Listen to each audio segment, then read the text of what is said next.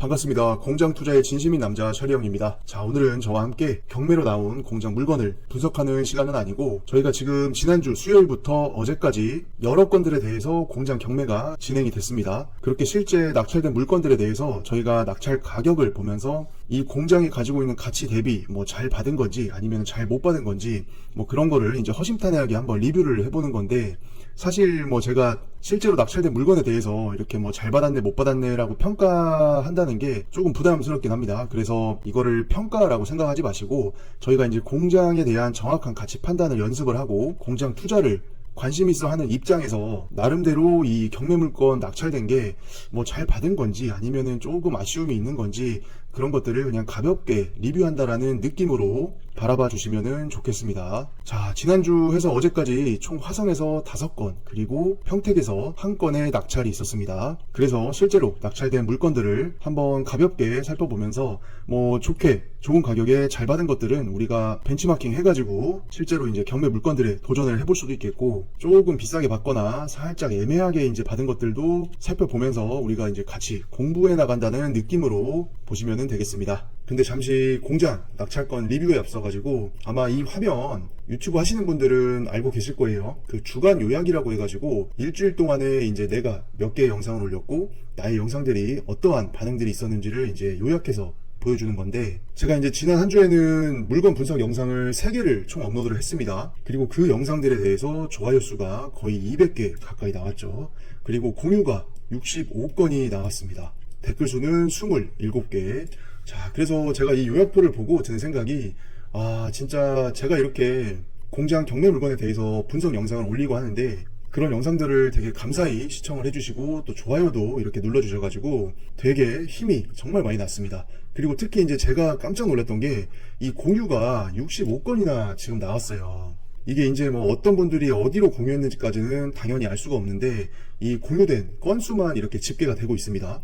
근데 65건이 나왔다는 거는 이 동영상 3개 이렇게 분석 영상을 올린 건데, 공유를 이렇게 많이들 해주셔가지고 정말 감사하게 생각을 하고 있습니다. 저도 여태까지 정말 많은 공장과 토지 임장을 했었지만 어떤 그런 나름대로의 임장 경험을 바탕으로 경매 물건에 대해서 바라보는 그런 내용들 위주로 이제 하고 있잖아요. 근데 이제 그런 내용들을 시청을 해주시고 또 그 내용에 공감해주시고 도움이 되셨기 때문에 이렇게 공유를 많이 해주신 것 같습니다. 그래서 앞으로도 제 영상이 이렇게 공부하시고 임장하시는데 도움이 된다고 하면은 적극적으로 널리 좀 많이 퍼뜨려 주시면 정말 감사하겠습니다. 진짜 공유 65건 보고 제가 정말 깜짝 놀랐고 너무 감사했습니다. 구독자님들한테. 그리고 제가 이제 아직까지는 댓글 달아주시면은 그 댓글들에 이제 하나하나씩 이렇게 이제 답 댓글을 달아드리고 있습니다. 그래서 저도 최대한 이 구독자분들 그리고 제 영상을 시청해주시는 분들한테 도움이 됐으면 좋겠고, 적극적으로 더욱더 소통할 수 있도록 노력을 계속해서 하겠습니다.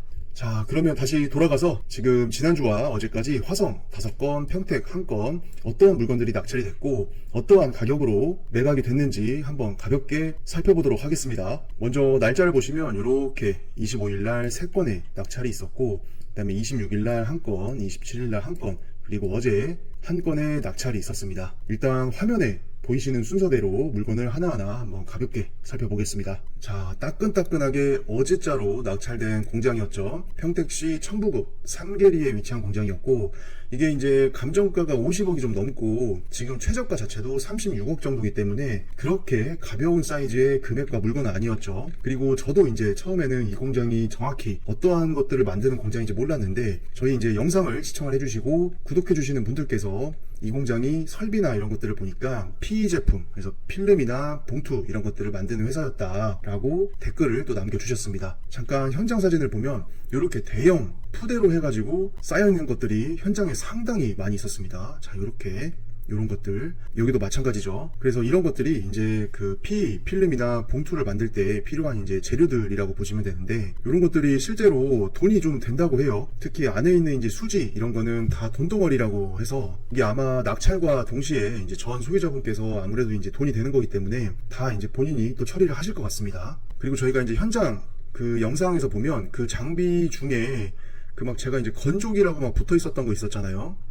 그 건조기의 역할이 이제 사출이나 필름을 만들기 전에 이제 어떤 사출 시의 그 품질 그런 거를 높이기 위해서 필수로 거치는 그 일종의 전처리에 필요한 건조기라고 합니다. 그리고 배합기 같은 것들도 이제 장비가 있었고, 그래서 실제로 이 공장은 이제 현장에 돈 되는 것들이 이제 많이 남아 있었기 때문에 만약에 전 소유자와 협의가 잘 돼서 뭐 명도비를 얼마 주고 알아서 내가 처리를 하겠다라고 했을 때는 나름 용돈이 어느 정도 될 수가 있는 거죠. 명도 합의를 했기 때문에 이제 그 남아있는 공장에 남아있는 것들에 대해서는 낙찰자가 알아서 처리를 하겠다 하는 거고, 그렇게 했을 때 이제 공장에 남아있는 수지나 아니면은 어떤 중고 장비들을 중고로 매도함으로써 이제 약간의 또 수익을 부가적으로 얻을 수 있을 것 같습니다.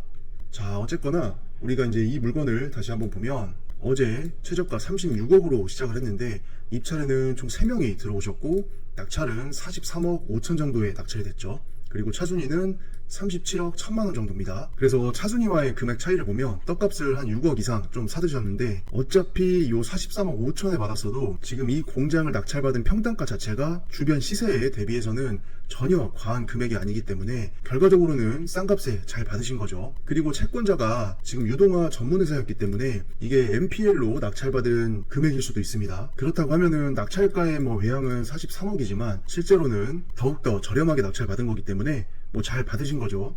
일단 낙찰 가격 기준으로 평당가를 한번 구해보겠습니다. 자, 여기서는 굳이 기계기구 감정가는 그냥 제외하지 않겠습니다. 왜냐하면 가볍게 낙찰 금액 대비 평당 단가를 그냥 보는 거기 때문에 한번 그냥 계산을 해보겠습니다. 43억 5,600만원 나누기 토지면적 2,554평 하면은 지금 평균 170만원의 요 공장을 낙찰을 받으신 거죠. 요런 청부가이시 근처의 공장의 시세가 신축, 준신축, 계획관리의 도로폭, 이면도로 기준으로 했을 때 300에서 300 초반이기 때문에 평당가 170만원의 이 공장을 낙찰받은 거라고 하면은 뭐 연식이나 전체적인 어떤 사이즈나 일부 못 쓰는 땅들을 감안했을지라도 지금 엄청나게 잘 싸게 받으신 겁니다. 시세 대비해서도. 그래서 아무튼 이 낙찰자분 되게 축하드리고, 이 물건을 MPL로 낙찰받았다고 하면은 더욱더 축하드립니다. 자, 두 번째 물건 한번 봐볼까요?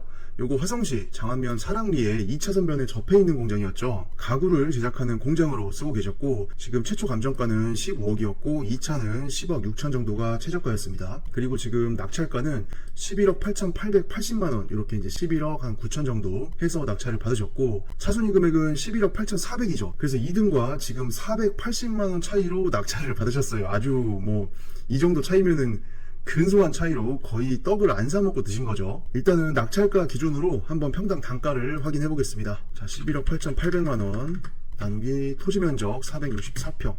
자, 평당 단가가 지금 256만원입니다. 이 가격이라고 하면은 제가 생각할 때는 조금 살짝 애매한 것 같긴 합니다. 이게 만약에 이분이 실사용자라고 하면은 뭐 그냥저냥 뭐 이렇게 받으셨다고 볼 수도 있을 것 같은데, 만약에 이분이 이제 투자자 입장에서 공장을 낙찰 받아가지고 이제 매도를 한다거나 아니면 일정 기간 임대를 하시고 매도를 한다고 했을 때는 살짝 조금 아쉬운 금액이 좀 받으신 것 같긴 합니다. 뭐 다시 한번 말씀드리지만 뭐 이게 제가 생각하는 기준이 절대적인 게 아니기 때문에 참고 삼아서 그냥 봐주셨으면 좋겠어요. 그래서 250만원의 평당가라고 했을 때는 이 장안면 사랑리 입지에 들어가서 뭐 2차선변에 붙어 있다고 하더라도 지금 이 공장이 거의 이제 준공된 지가 한 10년이 됐죠. 그리고 사랑리 자체의 입지가 이제 경기 상황이나 아니면 제조업의 업황 이런 거에 따라서 그 수요의 이제 등락이 상당히 극명하게 나오는 지역이기 때문에 256만원에 받았다라고 하면은 제가 생각할 때는 다소 좀 너무 정직한 가격에 받은 게 아닐까라고 생각을 합니다. 근데 말씀드린 대로 만약에 이 낙찰자분이 실사용자라고 했을 때는 뭐 나쁘지는 않습니다. 장안면 사랑리에 이면도로에 들어가 있는 공장인데 만약에 이 가격으로 받으신 거면은 요즘의 어떤 시장 상황이나 이런 거래되는 어떤 추세를 봤을 때는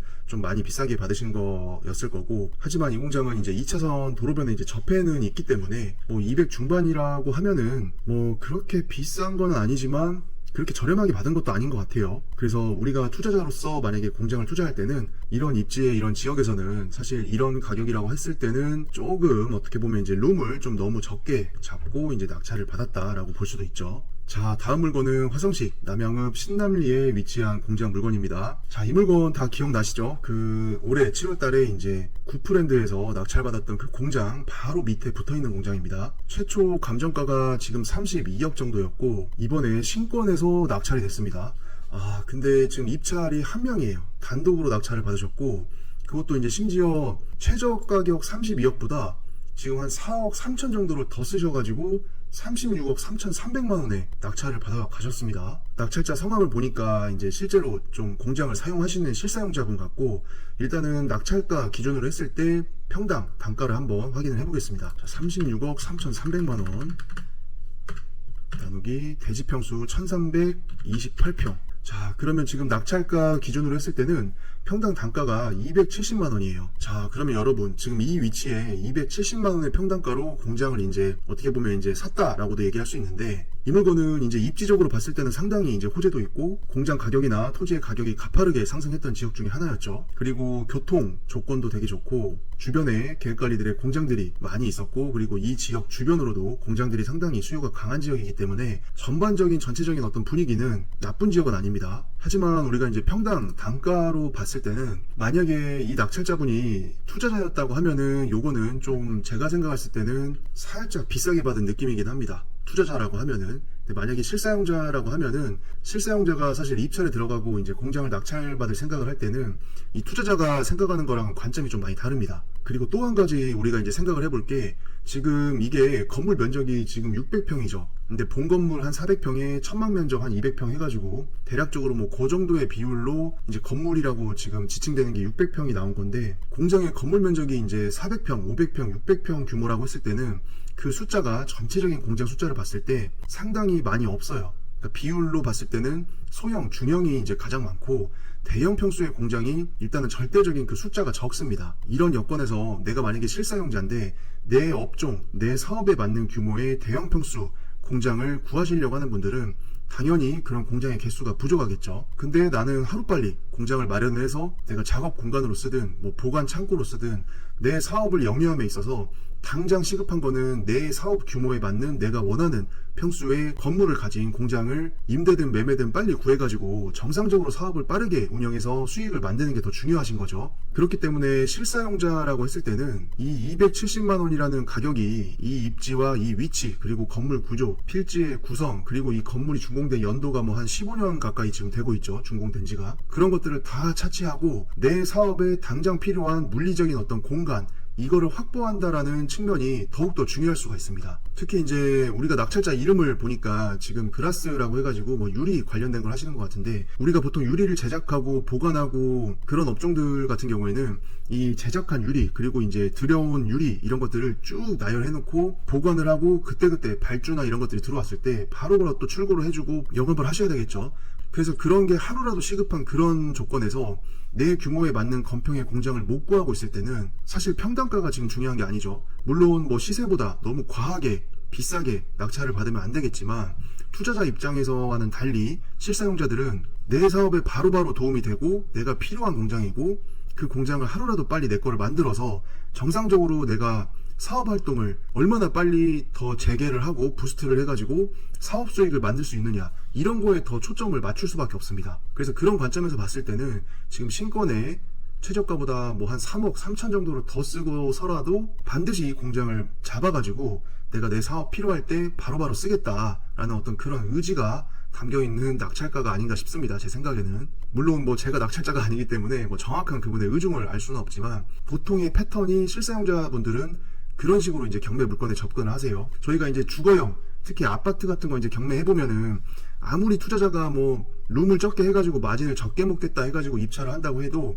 그 아파트에 들어가서 실거주를 하겠다라는 그 실거주자를 이길 수는 없죠. 사실 입찰가 자체가. 그래서 공장에서도 그런 게 이제 마찬가지입니다. 그래서 평당가 270만 원이라고 하면은 투자자 입장에서는 대형 평수의 공장들이 정확한 매도 기간을 측정하기도 힘들고, 경제 상황이나 제조업 업황 이런 거에 되게 영향을 많이 받기 때문에 장기간 매도로 끌고 갈 수도 있다라는 그런 계산까지 해가지고 몇 개월, 1년 이상의 어떤 이자 비용이라던가, 그리고 공장을 수선한다던가 아니면 명도를 한다던가, 그런 여러 가지 이제 경우의 수를 대비해서 그 안전 마진을 책정을 해서 입찰가를 산정할 수밖에 없는데, 실사용자라고 하면은 평당 가격을 이렇게 잡았다고 하더라도 어쨌거나 이 공장을 정상화 해가지고 내 사업에 필요한 어떤 물리적인 공간으로 빨리 하루라도 빠르게 활용을 하고, 그걸 바탕으로 내 사업의 수익을 더 키울 수가 있다고 하면은 평당가 뭐 250에 잡나 평당가 270에 잡나, 그게 그렇게 크리티컬한 어떤 의사결정의 사유가 될 수가 없는 거죠. 그리고 지금 이 물건 근처로 저희가 매물 나와 있는 걸 보게 되면 지금 뭐 연식이 조금 있고 해도 보통이 이제 300 중반입니다. 300 중반. 그래서 300 중반의 가격으로 지금 이 물건지 주변에 이제 매물들이 나오고는 있는데,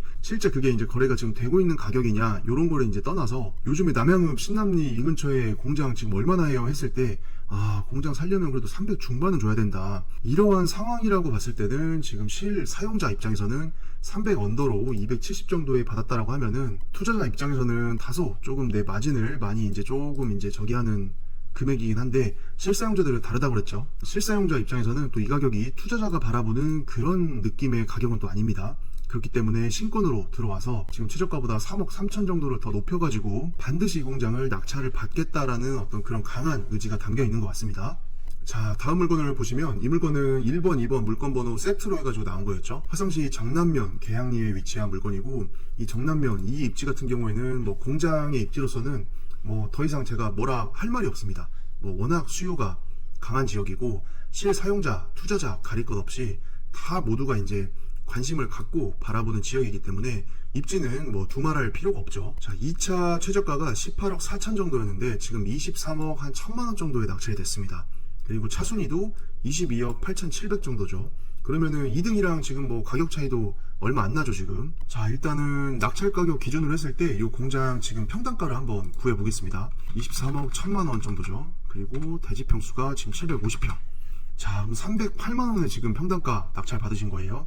자, 일단은 제가 생각할 때 화성시 정남면 계양리인데 요 가격에 받았다, 300만원에 받았다라고 했을 때는 저렴한 느낌으로 잡으신 겁니다. 왜냐면 지금 화성시 정남면 같은 경우에는 뭐 실사용자나 투자자나 가릴 것 없이 상당히 이제 공장 창고 투자하고 매입을 해서 실사용하기에 인기가 상당한 지역이죠. 지역 자체가. 그리고 계획관리의 이면도로 준신축 신축 기준으로 했을 때 보통 300 중반, 그리고 더 입지가 좋은 곳은 300 후반까지도 나오기 때문에 지금 300만원 초반, 310만원의 평당가로 낙찰을 받으신 거는 뭐 상당히 저렴하게 공장을 잡으신 거예요.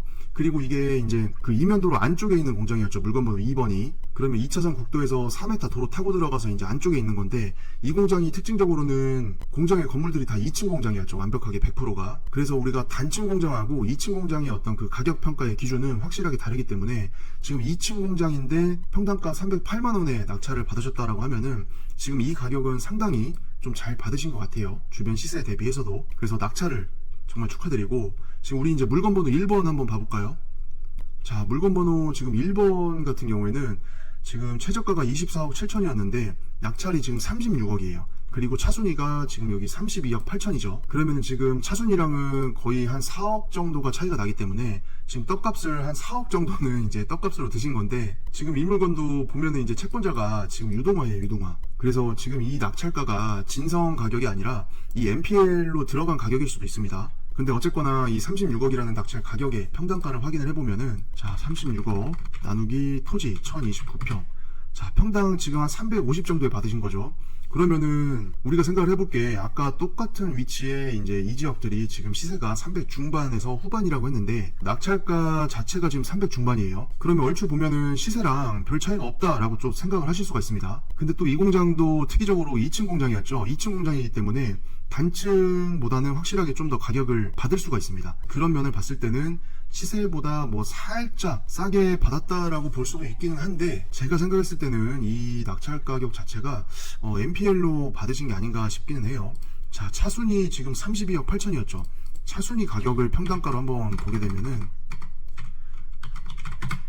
지금 320만원이 조금 안 됩니다. 그래서 이 차순위 금액 정도라고 하면은 지금 320이 안 되는 거니까 적절하게 쓰신 것 같습니다. 차순위 금액이. 이 공장이 완벽하게 2층 공장이라는 점하고, 그리고 여기 입구에 그 기숙사랑 식당으로 쓰던 건물이 있었죠. 그거는 이제 어떻게 보면 상가로도 전용을 할 수 있는 메리트가 있기 때문에 이런 거 저런 거 다 따져봤을 때는 320 정도에 낙찰 받아가지고 좀 정리하고 명도하고 해가지고 임대 주고 그렇게 보유 기간을 가져가다가 나중에 이제 시세 차익을 보고 매도하기에도適当한 수익을 거둘 수 있는 게 이제 이 차순위의 가격 같고요.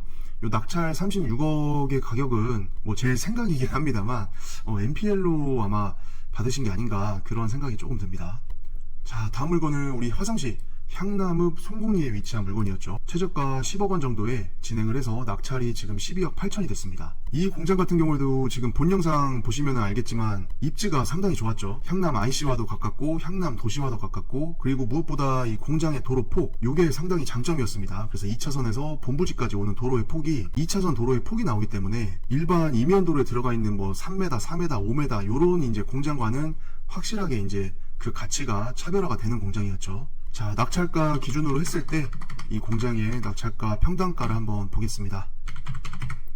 자, 지금 평당가는 266만원으로 지금 낙찰을 받으셨습니다. 자, 그러면 이게 거의 지금 준공된 지가 한 10년 정도 된 공장인데, 지금 2차선의 도로폭을 가진 장점, 그리고 향남 IC와의 근접성, 공장 밀집 지역에 들어가 있는 장점, 이런 것들을 다 버무려 봤을 때는 266만원의 평당 가격으로 낙찰을 받은 거면은 일단은 시세보다 많이 저렴하게 받으신 겁니다. 만약에 이 공장을 명도를 하고 이제 깨끗하게 이제 수리를 좀 해가지고 이거를 다시 매도로 내놓는다고 했을 때는 지금 전체적인 토지 평수가 481평이죠. 그리고 이 지역의 어떤 평균적인 공장의 시세를 봤을 때는 300 초반에서 중반 사이라고 볼 수가 있는데, 이 공장은 지금 2차선 도로폭을 가진 공장이었죠. 그래서 만약에 시장이 좀만 괜찮고 평당 한 350만원을 매도가로 본다라고 하면은 16억 8천이에요. 근데 이 공장을 수리를 해가지고 이제 바로 매도로 한다고 했을 때는 지금 금리 상황이나 어떤 시장의 상황이나 제조업의 업황을 고려했을 때는 한 320, 30 정도로 보는 게 맞을 것 같습니다. 그럼 330만원이라고 평당가를 했을 때는 지금 15억 8천이에요.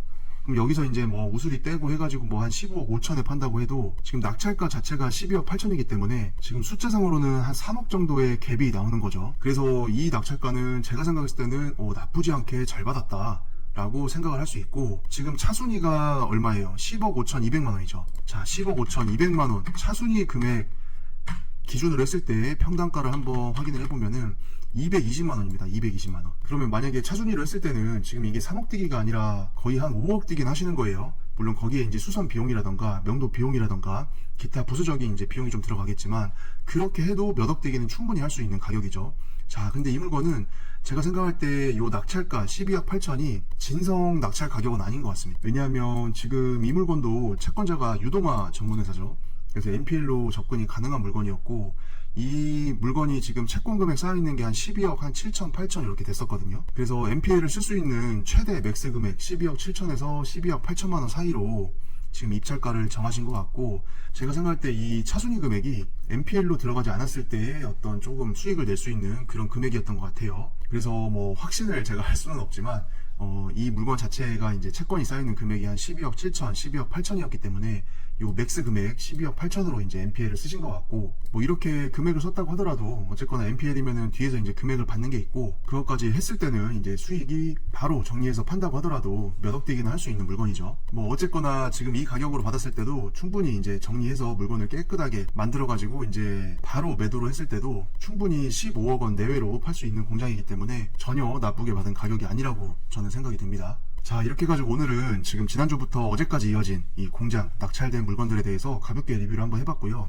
제가 항상 이제 저희 구독자분들이나 제 영상을 시청하시는 분들께 좀 당부드리고 싶은 게, 우리가 이제 이 공장 경매를 할 때 반드시 이제 명심을 해야 될 게 있습니다. 뭐 여러 가지 이제 명심할 사항들이 이제 뭐 많으면 많을수록 좋겠지만, 제가 생각할 때 이제 가장 중요한 거는 우리가 이제 공장 경매를 들어갈 때 가장 중요한 게 이제 정확한 공장의 가치 평가를 하시는 거예요. 이게 먼저 선행이 되지가 않으면은 정확한 낙찰 가격도 우리가 정확하게 가늠을 할 수가 없고, 매도 가격도 다 틀어지게 되겠죠. 실제 거래가 가능한 금액과 내가 생각했던 금액이 달라지는 거니까. 그리고 우리가 임대를 준다고 했을 때도 낙찰가 자체부터 이제 다르기 시작을 하는 거기 때문에, 우리가 이제 노리고 들어갔던 수익률이나 나중에 매도를 했을 때 어떤 그런 시세 차익, 이런 계산들이 현실과 부딪히면서 다 틀어져 버립니다. 그래서 애초에 경매를 들어가기 전에 이제 이 공장이 갖고 있는 정확한 이 공장의 가치 평가, 요거를 이제 정확히 하실 수 있어야 실수를 할 확률이 많이 줄어들고, 우리가 이제 정확히 가치 평가를 했어도 이 오버슈팅을 하면 안 됩니다. 이게 물건을 임장을 하고 계속 계산을 해보고 하다 보면 이게 어느 시점부터